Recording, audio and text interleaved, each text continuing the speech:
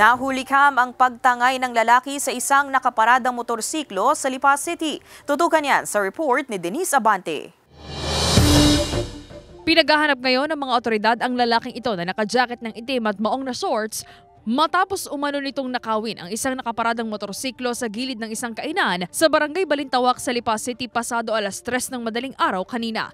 Ayon sa may-ari ng motorsiklo, sa sobrang pagod na raw ng kanyang asawa na isang delivery rider sa maghapong pagtatrabaho na kaligtaanan nitong ipasok sa loob ng kanilang gate ang motor. Laking gulat na lamang nila kinaumagahan na wala na ang motorsiklo sa kanilang pinagparadahan.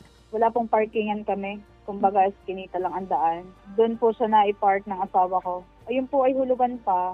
Nalimutan daw po niyang ipasok din sa loob. Pero nailak naman po ang motor. Sa kuha ng CCTV footage na ito, makikita ang pagdating ng isang lalaki sa lugar kung saan nakapark ang motorsiklo.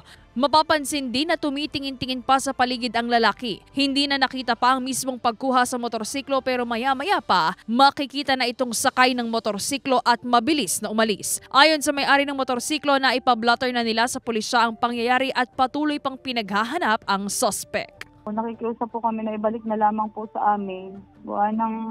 Wala na po talaga kami pagkukunan kami po may malaki pa din problemang kinakaharap ngayon. Baka po pwedeng ibalik na lang, hindi na po kami magkakaso, basta po ibalik na lang po.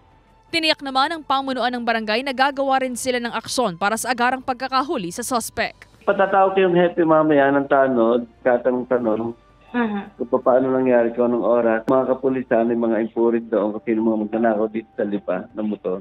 Wala pang tugon ang Lipa City Police hinggil dito. Denise Abante, Balitang Southern, Tagalog.